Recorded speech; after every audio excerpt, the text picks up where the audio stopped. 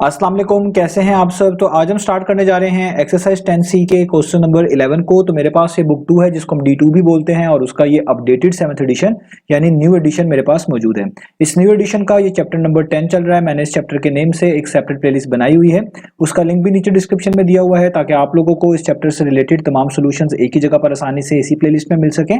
इसके अलावा आपको डिस्क्रिप्शन में मेरे सोशल अकाउंट्स के लिंक यानी मेरी फेसबुक प्रोफाइल और मेरी इंस्टाग्राम प्रोफाइल का लिंक भी मिल जाएगा। आप इन्हीं अकाउंट्स के थ्रू अपने क्वेश्चंस को, सजेशंस को मुझ तक भी पहुंचा सकते हैं।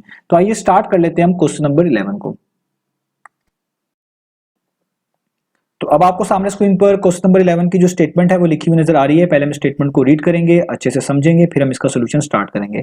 तो यहाँ पे लिखा हुआ है ABCDEFG is a regular heptagon. तो आपको एक रेगुलर हेप्टागोन के बारे में बताया जा रहा है। तो हेप्टागोन एक ऐसे पॉलीगॉन को बोलते हैं जिसकी 7 साइड्स होती हैं। और इससे पहले रेगुलर का वर्ड यूज हुआ, इसका मतलब ये वाला पॉलीगॉन एक रेगुलर पॉलीगॉन है। और रेगुलर पॉलीगॉन क्या होता है? एक ऐसा पॉलीगॉन जिसकी तमाम साइड्स की लेंथ भी एक जैसी होती है और तमाम एंगल्स भी एक जैसे होते हैं। ऐसे पॉलीगॉन्स को हम रेगुलर पॉलीगॉन्स बोल रहे होते हैं। तो ये हेप्टागोन भी बेसिकली एक रेगुलर पॉलीगॉन ही है, यानी एक ऐसा पॉलीगॉन है जिसकी 7 साइड्स होंगी, तमाम साइड्स की लेंथ भी एक जैसी होंगी और तमाम एंगल्स भी एक जैसे होंगे, तभी आप इसको रेगुलर हेप्टागोन कह पाएंगे। और ये जो ए से लेके जी तक यहाँ पे लेटर्स लिखे हुए हैं, ये इसके वर्टिसेस के नेम है। और ये आप यूं भी कह सकते हैं कि इस रेगुलर हेप्टागोन का ये नाम है। तो जब हम इस हेप्टागोन को यहाँ पर ड्रॉ कर रहे होंगे तो इन्हीं वर्टिसेस की मदद से हम इसको स्टार्ट करेंगे, अभी आप देखेंगे भी। तो आगे रीड करें तो आगे लिखा हुआ है if AB and DC are produce to meet at E. तो कह रहे हैं अगर आप इसी रेगुलर हेप्टागोन की दो साइड्स AB और DC को प्रोड्यूस करें, प्रोड्यूस का मतलब है इनको बढ़ाएं, इन दोनों साइड्स को एक्सटेंड करें टू मीट एट एज, और इस तरह एक्सटेंड करें कि ये दोनों साइड किसी एज पॉइंट पर जाकर मिले। तो आगे लिखा हुआ है find the value of BHC। तो अब वो आपसे कह रहे हैं कि आप बताएं कि इस एज पर बनने वाले एंगल जिसका नाम है BHC, एज के ऊपर हैट लगा हुआ है जिससे मुराद एंगल लिया जाएगा, यानी वो एंगल जो एज पर बनेगा B और C के दरमियान, इसलिए हम इसको रीड करेंगे BHC। यूं भी कह सकते हैं angle at E between B and C, या आप यूं कह सकते हैं angle between B and C at E, किसी की भी तरह आप इसको समझ सकते हैं। तो वो आपसे कह रहे हैं कि आपके पास एक रेगुलर हेप्टागोन है, उसके वर्टिसेस के नेम हमने आपको बता दिए। आप इस रेगुलर हेप्टागोन को बनाएं, इसकी दो साइड्स AB और DC को एक्सटेंड करें, आगे बढ़ाएं और इस तरह आगे बढ़ाएं कि किसी एज पॉइंट पर जाकर मिले, और इस एज पॉइंट पर बनने वाला एंगल जिसका नाम है BHC उसको आप फाइंड आउट करके दिखाएं। तो उम्मीद है आपको स्टेटमेंट क्लियर होगी। अब हम इसका सॉल्यूशन स्टार्ट करते हैं। तो हमने सबसे पहले क्या करना है, हमने एक रेफरेंस के तौर पे रफ सा रेगुलर हेप्टागोन बना लेना है। और हेप्टागोन बता चुका हूं कि ऐसा पॉलीगॉन है जिसकी 7 साइड्स होती हैं। तो आपने एक 7 साइड्स वाला पॉलीगॉन यहाँ पर बनाना है और उसके वर्टिसेस के नेम जो यहाँ पर दिए हुए हैं, ए से लेके जी तक लेटर्स के साथ यही लिखने हैं आपने। तो आइए स्टार्ट करते हैं। तो सबसे पहले हम ए से स्टार्ट करेंगे। तो लेट से मैं इस हेप्टागोन की एक साइड बनाने लगा हूं, तो मैं ए से स्टार्ट करता हूं। तो मिसाल के तौर पर ये मैंने ए से लेके बी तक इसकी एक साइड कंप्लीट कर ली। अब बी के बाद क्या आएगा? सी। तो लेट से मैं कहता हूं कि जी ये मैंने बी से लेके सी तक इसकी नेक्स्ट साइड कंप्लीट कर ली, दो साइड्स कंप्लीट होगी। सी के बाद क्या होगा? डी। तो मैं कहता हूं लेट से मैंने जो है सी से लेके डी तक ये इसकी जो है आप कह रहे हैं थर्ड साइड कंप्लीट कर ली। डी के बाद क्या आता है? ई। तो मैं कहता हूं लेट से डी से लेकर ई तक ये मैंने इसकी आप कह लें फोर्थ साइड जो है वो कंप्लीट कर ली।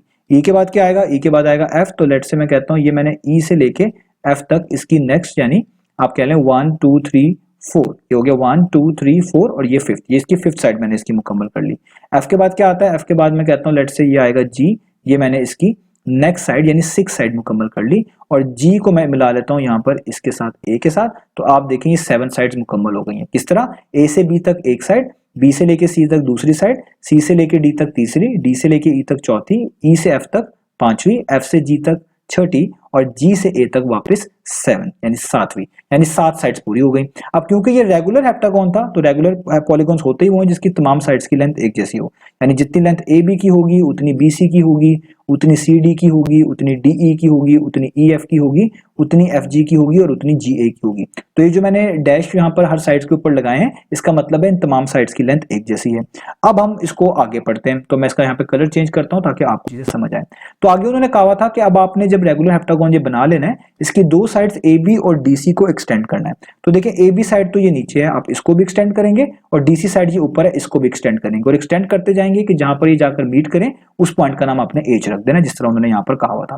तो मिसाल के तौर पे अगर मैं इस ए बी साइड को इस तरह एक्सटेंड करूं, कि मैं रेड कलर के साथ एक्सटेंड किया, एक्सटेंड का मतलब है बढ़ाना, और डीसी साइड को भी इसी डायरेक्शन में आगे एक्सटेंड करूं, तो देखिए ये दोनों यहां पर आके मीट कर गए।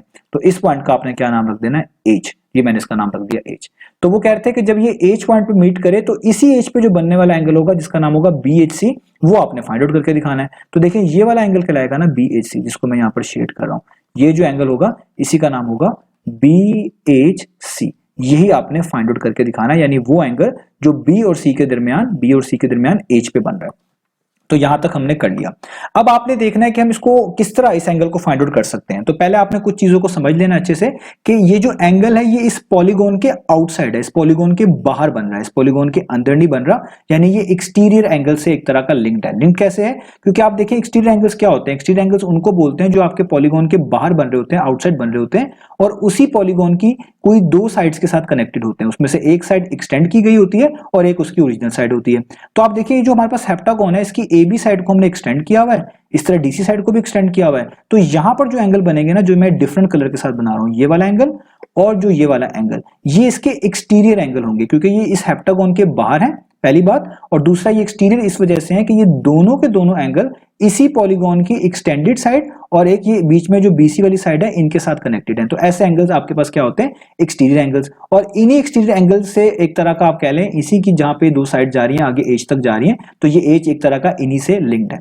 तो अब आपने अगर ये एंगल निकालना है BHC, तो ये एक ट्राइंगल बन रहा है, आप देख सकते हैं ये एक ट्राइंगल बन रहा है। और आपको पता है अगर किसी ट्राइंगल के में कोई दो एंगल्स पता चल जाए ना, तो हम थर्ड मिसिंग एंगल आराम से बता सकते हैं। तो अगर ये ब्लू कलर वाले एंगल मैं निकाल लूं किसी तरीके से, तो मैं इस थर्ड एंगल को जो कि BHC है मैं आसानी से बता सकता हूं।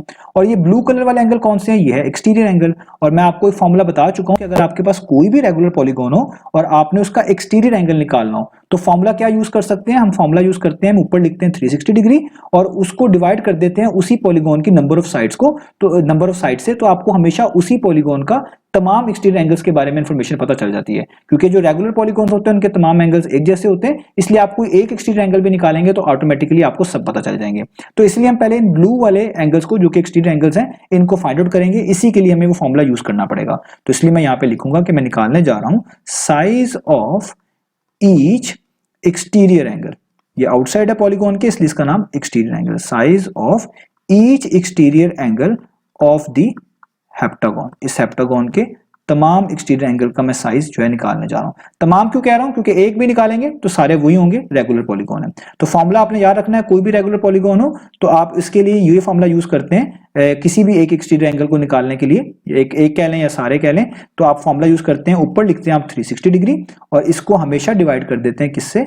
नंबर ऑफ साइड से, यानी उसी पॉलीगॉन में जितनी साइड्स होती हैं उससे आप इसको डिवाइड कर देते हैं। अब देखें 360 डिग्री तो ऊपर वैसे का वैसे ही आ जाएगा, और नंबर ऑफ साइड्स कितनी है इस पॉलीगॉन में? ये हेप्टागोन है। हेप्टागोन का मतलब वो पॉलीगॉन जिसकी 7 साइड्स हो, तो इसलिए नीचे क्या लिखेंगे? नीचे लिखेंगे 7।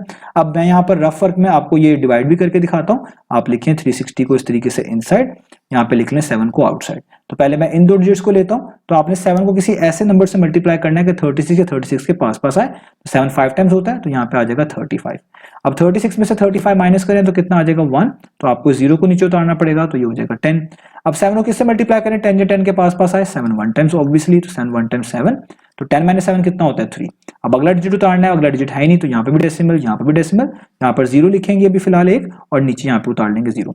अब 7 को किसी ऐसे नंबर से आपने मल्टीप्लाई करना है कि आपके पास क्या है? इस 30 के पास पास आए। तो आपको पता है 7 4 टाइम्स कितना होता है? वो होता है 28। ये सबसे करीब आता है। 30 माइनस 28 कितना होता है? ये होता है 2। अब आगे से एक और डिजिट आपको उतारना पड़ेगा, तो यहाँ पे एक 0 खुद से लिखें और नीचे एक और डिजिट उतार लें। अब ये क्या बन गया? 20 बन गया। अब आप देखिए 7 को किससे मल्टीप्लाई करें कि 20 या 20 के पास पास आए? आपको पता है 7 2 टाइम्स 14 होता है, 7 3 टाइम्स 21 होता है। 3 तो बड़ा हो जाएगा 20 से, तो इसलिए 3 तो नहीं यहाँ पे लिख सकते, 2 लिख सकते हैं, क्योंकि 7 2 टाइम्स 14 है, 14 छोटा ही रहेगा 20 से।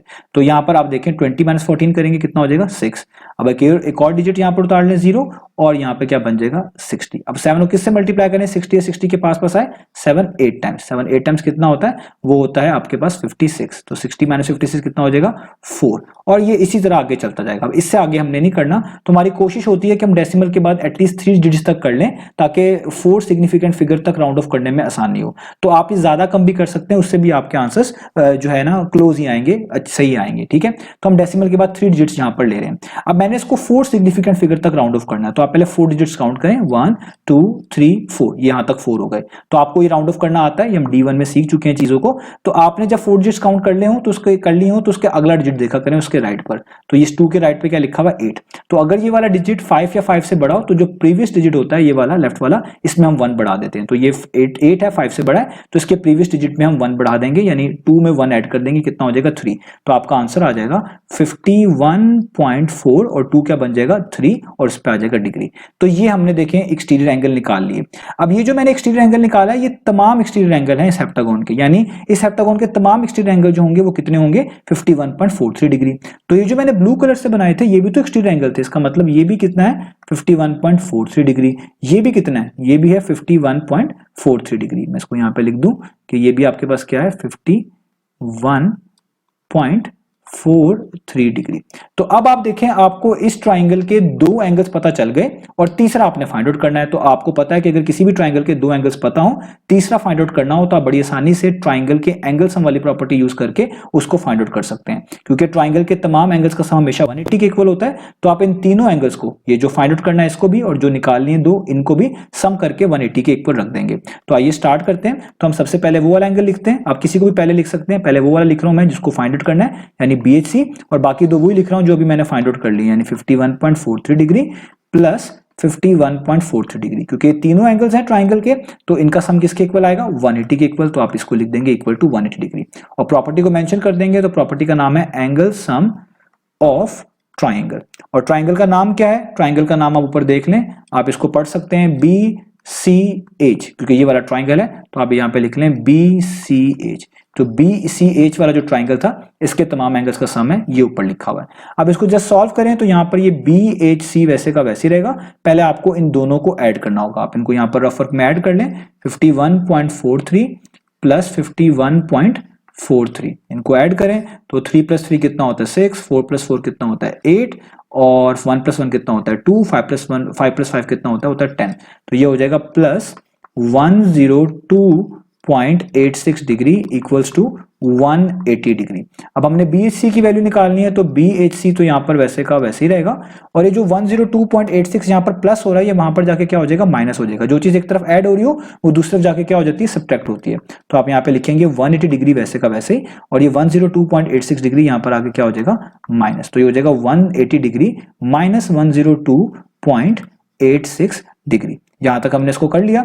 अब सिंपल है, आपने बस सब्ट्रैक्ट ही करना है तो आपका आंसर आ जाएगा। अब आपने क्या करना है, आपने 180 में से 102.86 को माइनस कर देना है, तो आपके पास इसका आंसर आ जाएगा अराउंड 77.14 डिग्री। तो मैं यहां पे इसको लिख देता हूं 77.14 डिग्री। तो देखिए ये हमने एंगल निकाल लिया BHC।